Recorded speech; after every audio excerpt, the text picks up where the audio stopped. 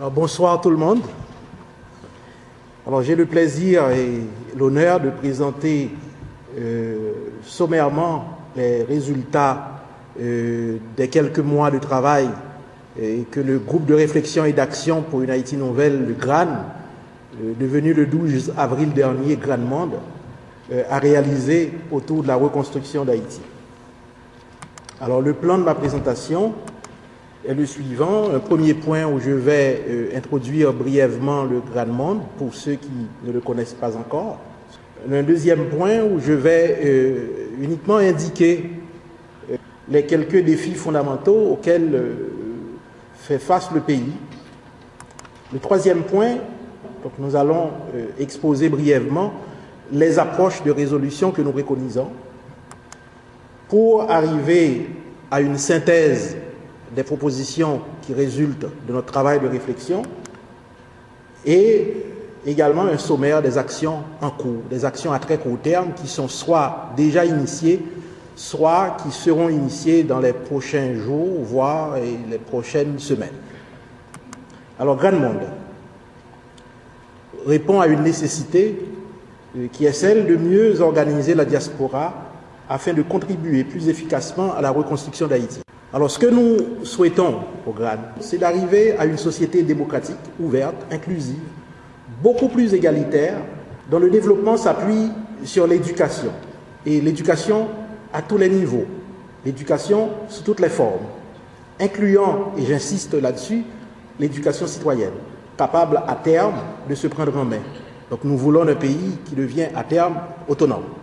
Maintenant, pour arriver à cette société démocratique ouverte et inclusive, cela passe nécessairement par un renforcement de la capacité de l'État à s'acquitter de ses responsabilités. Ça passe également par un renforcement de la capacité d'intervention et d'interpellation de la société civile, notamment les communautés locales.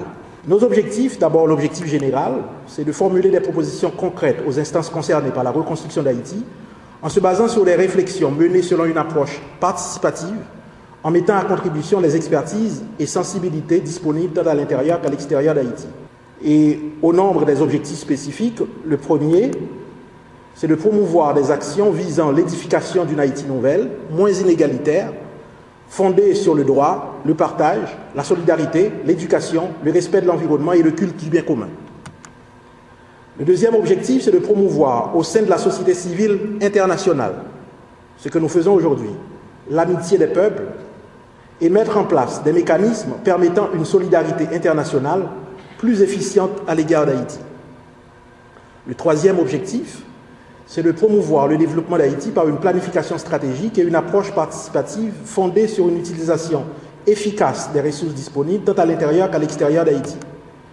Et finalement, nous visons à concevoir et à réaliser des projets en lien avec cette planification stratégique pouvant être réalisés en partenariat avec des intervenants et acteurs institutionnels et gouvernementaux qui partagent les préoccupations et les valeurs de GRAN Monde.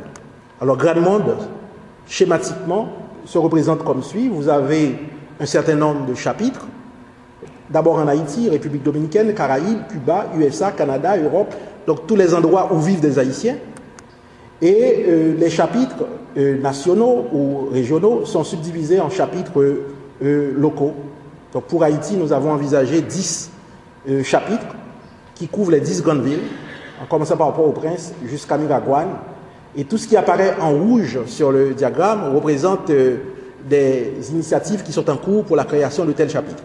Au Canada, nous avons GRAN Montréal qui est en instance. Et ici, tout ce qui est en bleu, c'est des choses qui existent. GRAN USA existe déjà, GRAN Canada existe, et nous avons GRAN Québec, GRAN Mauricie, GRAN Ottawa-Gatineau, qui sont également des chapitres déjà existants et opérationnels. GRAN Toronto et GRAN Montréal sont en gestation. Du côté américain, nous avons GRAN Chicago, qui est le premier chapitre créé, et nous avons GRAN New York et GRAN Miami qui est en phase de construction. Du côté de l'Europe, nous avons GRAN France qui a été inauguré il y a 2 semaines. Nous sommes en train de constituer GRAN Suisse et nous prévoyons construire, élaborer GRAN Belgique et GRAN Allemagne dans les prochaines semaines. Du côté de la Caraïbe, nous envisageons Bahamas, Guadeloupe, Guyane et la Martinique. Maintenant, une fois qu'on aura mis en place toute cette infrastructure, et nous nous sommes donné 10 ans pour le faire, nous avons compris qu'il faut également des outils. Et le premier outil qu'on s'est donné, c'est le Fonds de développement d'Haïti. Ce Fonds de développement d'Haïti représente une démarche de solidarité concrète, notamment de la diaspora, mais également des amis d'Haïti qui voudraient investir dans la construction de cette société solidaire que nous visons. Deuxième outil qu'on s'est donné, nous avons parlé de l'amitié des peuples, qui est pour nous très importante au sein du GRAN. Ce que j'appelle cette amitié des peuples, c'est, contrairement à ce que disait le général de Gaulle, les pays n'ont que des intérêts, nous pensons que les peuples ont de vraies amitiés, basées sur l'appréciation individuelle des uns et des autres. Et nous voulons investir ce champ-là de l'amitié des peuples, qui va au-delà des intérêts étatiques. Et c'est la raison pour laquelle nous avons créé une institution, une instance qui s'appelle Internationale des Amis d'Haïti, où l'on regroupe des membres d'honneur qui sont des personnalités d'une certaine envergure, qui sont intéressés à la cause d'Haïti ou qui peuvent l'aider dans sa démarche vers la construction. Et troisième outil qu'on s'est donné au sein du GRAN, c'est un observatoire de la reconstruction. Donc vous comprendrez que nous voulons faire le suivi de toute cette démarche de reconstruction qui va s'étaler sur plusieurs années. Et pour faire ce suivi-là, nous nous sommes donné une instance qui s'appelle l'Observatoire de la reconstruction et qui sera mise en place en collaboration avec l'Université d'État d'Haïti. Donc voilà pour le GRAN. Alors, en termes de synthèse, si on veut résumer ce que nous sommes et ce que nous voulons être, le GRAN, c'est une combinaison de science, de réflexion, d'action et de suivi. Quels sont les défis fondamentaux auxquels le pays fait face? Sous-éducation chronique de la population. Deuxième défi, l'inaccessibilité aux soins de santé de base. Le taux de chômage très élevé de la population, particulièrement chez les jeunes. La perte du contrôle démographique. L'incapacité de créer de la richesse, qui est, selon moi, le principal défi à relever. Puisqu'on ne peut pas créer de la richesse, donc encore moins être capable de la redistribuer quand on pourrait l'avoir. L'affaiblissement considérable de l'appareil d'État, donc tout le monde en est conscient, et la dégradation considérable de l'environnement, avec moins de 2% de couverture végétale. L'appauvrissement continu de la population. L'exode accéléré des cerveaux. Selon les chiffres de la Banque mondiale, 83% des personnes formées au pays se trouvent à l'extérieur du pays. Dépendance quasi totale envers l'extérieur, réduction considérable de la souveraineté nationale. Et finalement, l'exclusion sociale qui est en quelque sorte une cause, notamment à l'égard des paysans, des jeunes, des gens de la diaspora, et en transversal, des femmes. Maintenant, face à ces défis, qu'est-ce que nous proposons? Nous proposons 3 approches. Une approche participative, une approche holistique et une approche concertée. L'approche participative. D'abord, nous voulons reconstruire, mais avec et pour les Haïtiennes et les Haïtiens. Nous voulons construire, mais pour que cette construction se fasse dans le co-développement. On ne vient pas développer pour Haïti, on vient développer avec Haïti. On veut un transfert de savoir-faire. Nous ne voulons pas de personnes qui vont faire, qui quittent et qui laissent une dépendance par rapport à leur savoir-faire. Donc il faut qu'il y ait transfert de savoir-faire. Et ce que nous préconisons, c'est une approche holistique qui demande de faire l'effort d'aller identifier les interrelations qui existent entre les problèmes. Et pour vous donner une idée des interrelations, avec ces 12 défis dans le chapitre 1, j'ai fait l'exercice d'identifier les interrelations. Et voilà ce que ça donne comme interrelations, qui sont restées méconnues par la plupart des personnes qui interviennent en matière de développement. Et ceci que ce soit ici ou ailleurs. Donc maintenant, approche concertée, voilà encore là où on commet des erreurs. Alors généralement, de façon traditionnelle, ce que l'on fait, c'est que chaque offreur d'aide, si je prends O1 par exemple, il va sonder D1, D2, DN, autrement dit tous les gens des pays sous-développés, des pays qui ont besoin de développement, pour offrir des services. Alors l'offreur 1 va sonder toutes les personnes, l'offreur 2 va faire la même chose, ensuite l'offreur 3 va faire la même chose. Alors finalement, voilà ce que ça donne comme marché du développement. Très complexe. Alors, les flèches indiquent des interactions. Et une interaction, ça peut être un coup de fil que l'on fait à quelqu'un qui est en Haïti, ça peut être un voyage que l'on fait, ça peut être un document que l'on écrit pour offrir un service, mais ça peut être aussi des projets que l'on réalise. Alors, ce que ça donne, ça vous donne M fois N interaction, Ensuite, j'ai fait l'exercice de prendre un petit thème qui est égal à 5, avec 5 demandeurs d'aide et 4 offreurs de services, ça fait 20 interactions, 20 coups de fil, 20 projets, 20... Ensuite, si je mets 100 demandeurs d'offres et 100 offreurs de services, ça fait 10 000 interactions. Alors maintenant, ce que nous préconisons, c'est quelque chose un peu plus réfléchi. On a le même scénario des demandeurs d'aide et des offreurs d'aide. On demande aux demandeurs d'agréger l'offre. En agrégeant l'offre, vous avez un guichet, quelqu'un parmi eux qui joue le rôle de guichet unique, et les demandes se font à ce guichet unique qui peut être aussi un demandeur. Et de l'autre côté, on demande à ceux qui offrent de faire un peu la même chose, d'agréger. J'ai un peu inversé, c'est l'agrégation de demandes et ici l'agrégation d'offres. Et une fois agrégé, il y a aussi quelqu'un qui sert de guichet. Et là, maintenant, tout ce qu'il y a à faire, c'est de faire interagir les deux guichets. On a deux guichets uniques, un guichet d'offres et un guichet de demande. Alors, ce que ça donne, ici, on est passé de M fois N interactions à M plus N, à 1 près. Et voilà ce que ça donne comme gain. Donc, vous avez ce tableau qui dit que dans un cas où vous avez 9, vous avez 20 interactions et 9, quand on fait avec l'approche concertée, ça vous fait un gain de 55%. Avec 100 et 100 offreurs et demandeurs, ça vous donne 98% de gain. Donc, il faut regrouper à la fois la demande et l'offre. Ça fait sauver du temps à tout le monde, des deux côtés. En synthèse de nos travaux, nous avons fait 175 propositions. Et dans les 175 propositions, nous avons 150 recommandations et 25 projets structurants. Les 150 recommandations, c'est des recommandations qui touchent 9 aspects de la vie d'un pays. Alors, nous avons échelonné nos recommandations sur 20 ans et également, nous avons proposé 25 projets structurants. Les recommandations sont du domaine public. Toute personne de bonne foi peut y donner suite. Les projets structurants, c'est des lieux d'intervention du GRAN où on veut initier des choses. Alors, c'est quoi un projet structurant? C'est un ensemble structuré d'activités devant se déployer en principe sur tout le territoire haïtien pendant une période de temps bien déterminée dans le but de faire face à un ou plusieurs des 12 défis que nous avons présentés tout à l'heure selon une approche holistique qui tient compte des inévitables interactions entre les défis. Alors, comme autre caractéristique, nous avons ceci, c'est des projets qui ont le potentiel de projeter le pays dans la modernité par un accès universel à une éducation de qualité, une meilleure accessibilité aux services de base, une déconcentration efficace des services à la population par l'intermédiaire des TIC. C'est des projets qui pavent la voie à un service public moderne sur toute l'étendue du territoire.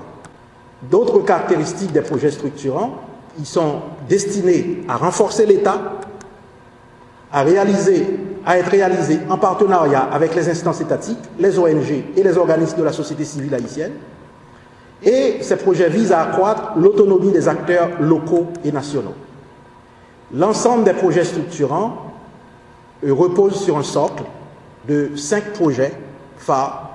Un qui s'appelle Renacer, l'autre qui s'appelle École et Université d'été, un troisième qui s'appelle BUS pour guichet unique de services de soutien à l'emploi, un projet SAC qui est un service d'accueil de coopérants humanitaires, et le projet 5, FDH-FIDA, dont nous allons parler tout à l'heure et que vous aurez l'opportunité d'avoir plus de détails tout à l'heure.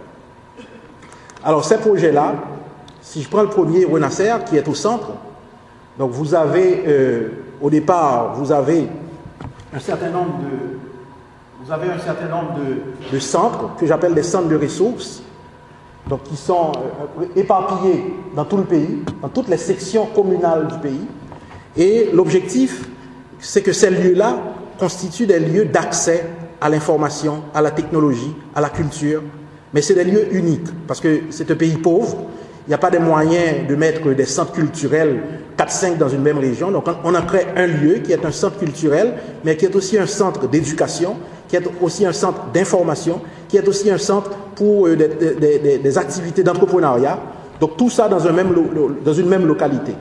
Maintenant, une fois qu'on a mis ces lieux d'accès en place, que j'appelle des centres de ressources locaux, dans chacun des chefs-lieux de département du pays, on va créer un centre de ressources régional, donc il y en a 10. Et ces centres-là vont être des lieux de production de contenu, qui vont alimenter les centres de ressources locaux. Et finalement, à l'échelle nationale, vous avez un centre de ressources nationales qui est un centre de production pour l'ensemble du pays. Production éducative, mais production d'autres natures basées sur les technologies et qui mettent à contribution les meilleurs experts à la fois d'Haïti et de l'international.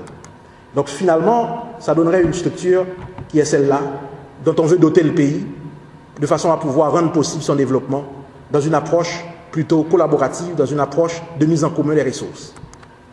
Donc ça, c'est le projet central. Donc voilà le projet Renasser qui est au centre de tout.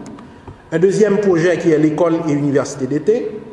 Le troisième, c'est le SAC, qui est la structure d'accueil des coopérants pour supporter les personnes qui voudront aller en Haïti pour aider, donc les accueillir. Ensuite, le projet de guichet unique de services de soutien à l'emploi et le projet de fonds de développement d'Haïti. Donc ces projets-là constituent un socle et sont reliés de cette façon-là. Maintenant, sur ce socle, nous avons identifié 20 autres projets qui sont liés d'une certaine manière à ces projets structurants. Vous avez des projets de différentes natures, centres d'expérimentation, on est dans le domaine de l'aménagement du territoire et de l'environnement, boisés scolaires et éducation relative à l'environnement, réseau de jardins scolaires, Coopères pour les coopératives agricoles, projet pour aider les personnes qui veulent devenir entrepreneurs, un bureau haïtien de sous-traitance pour les projets en développement, un projet en logement, Sonaloc, pour supporter la construction immobilière pour les personnes qui ont perdu leur maison dans le séisme, un projet de formation citoyenne, un organe d'information pour le GRAN, un projet en médecine de prise en charge des handicapés, un autre projet en médecine qui a déjà débuté d'ailleurs de jumelage des facultés de médecine. Donc il y a déjà la faculté de médecine de l'UDM qui est déjà jumelée à l'Université d'État d'Haïti, la faculté de médecine de l'Université d'État d'Haïti. Donc bref, un plateau d'apprentissage toujours en faculté de médecine, Jeune Leader Haïti Monde, projet en développement social, un fonds d'investissement pour la solidarité et le développement social. Ensuite, un autre projet, 1 million de solidaires pour favoriser le commerce équitable avec les entreprises haïtiennes et le milieu international. Recensement de tous les projets exemplaires qui se sont réalisés, qui sont en cours pour servir d'exemple. Et vous avez également la réforme de l'éducation, qui est un projet à l'ordre du jour. Des expositions itinérantes à travers le pays dans la diaspora en matière de culture. Un projet pour la gestion des risques et des désastres en Haïti. Et finalement, un projet de créer un Institut national de la recherche scientifique sur la gestion des catastrophes naturelles. Et tout ça constitue l'ensemble des projets, des 25 projets structurants du GRAN.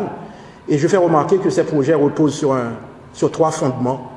Une réforme de l'éducation, le développement économique qu'il faut accélérer et le renforcement de l'État et de la gouvernance. Ce sont les 3 conditions préalables pour pouvoir réaliser avec succès ces 25 projets structurants. Alors, on est rendu à une phase d'action concrète. Où est-ce qu'on est rendu? Et là, je vous donne la primeur. Création d'un fonds d'investissement et de développement d'Haïti, Grand Monde, qui s'appelle FIDA-GM, qui pourrait débuter officiellement ses opérations à la fin de l'hiver 2011. Deuxième annonce, conjointement avec la fondation Paul Gérin-Lajoie, dont le président fondateur est parmi nous, création de ce que nous avons appelé l'Alliance québécoise pour le renforcement de l'éducation en Haïti. Ça fait référence à cette approche concertée que j'ai mentionnée tout à l'heure. C'est un guichet unique Québec qui va agir comme guichet d'offre de services d'éducation. Et là, le ministre de l'Éducation d'Haïti est là. Alors je lui passe le message, si on pouvait constituer un guichet de demande de services d'éducation en Haïti. Et troisième annonce, c'est l'organisation en juin 2011, en collaboration avec les acteurs concernés, dont le ministère de l'Éducation nationale et de la formation professionnelle, d'une conférence nationale sur la réforme du système éducatif haïtien, en considérant qu'on ne peut pas reconstruire ce pays sans refaire le système d'éducation qui nous empêche d'avoir un pays égalitaire. Encadrement technique pour la création d'une institution universitaire à Port-de-Paix et à Jacmel. Ça, ce sont des demandes qui viennent du milieu. C'est des demandes d'accompagnement adressées au GRAN pour aider ces lieux-là à se doter d'une institution universitaire. Et nous avons répondu positivement à ces demandes. Initiative maintenant de GRAN France. GRAN France a pu obtenir de la firme, l'international Solvay, mais de la division française, Solvay France, des ordinateurs qui ont été acheminés le mois dernier en Haïti. Donc il y a plus de 300 ordinateurs qui seront distribués aux écoles et aux universités qui ont été détruites par le séisme en Haïti. Une initiation d'un projet GRAM-UQAM, ça se fait en collaboration avec l'UQAM, un projet de radio éducative qui est financé par le ministère des Affaires extérieures et du Commerce international du Canada, et projet qui est inscrit dans le cadre du projet Renasser, et au profit du ministère de l'Éducation nationale et de la formation professionnelle et du secteur éducatif haïtien. Et finalement, puisque nous sommes un groupe de réflexion, il faut prendre des dispositions pour continuer la réflexion, cette fois-ci en parallèle avec l'action, création d'un instrument de communication publique et périodique qui est un journal de grande crédibilité, comme un prolongement naturel du GRAN pour soutenir son influence positive, pour poursuivre sa mission de réflexion et d'action et pour accompagner la longue marche vers la reconstruction et la renaissance du pays. Maintenant, tout ça se fait par le GRAN, mais certainement, d'après notre philosophie, en concertation. Et nous avons déjà amorcé la concertation avec différents partenaires. Et nous avons l'ACDI comme partenaire, nous avons la CEE de la francophonie, dont un représentant est dans la salle. Nous avons le CECI, nous avons également un représentant du CECI dans la salle. Nous avons la Croix-Rouge canadienne, avec plusieurs représentants dans la salle. Nous avons Développement solidaire international, avec quelqu'un aussi dans la salle. Philaction Fonds de développement, avec plusieurs représentants. Donc, M. Larose aussi d'ailleurs, qui est associé à ça. Fondation Paul Gérin-Lajoie, qui est partenaire depuis très longtemps du GRAN. Le ministère des Affaires extérieures du Canada, qui, en plus d'être avec nous dans toutes nos activités, mais nous finance également. SACO, qui est un partenaire très choyé par le GRAN Monde, avec qui partage aussi nos valeurs et notre philosophie. Vision mondiale, qui est représentée par sa directrice aujourd'hui et d'autres personnes, qui deviendra un partenaire privilégié également de GRAN Monde. Et j'aimerais vous dire, vous terminer cette présentation de partenariat avec cette pensée d'Henry Ford. Se réunir est un début, rester ensemble est un progrès, travailler ensemble est la réussite. Mettons-nous à la tâche dès maintenant car le chemin sera long. Merci.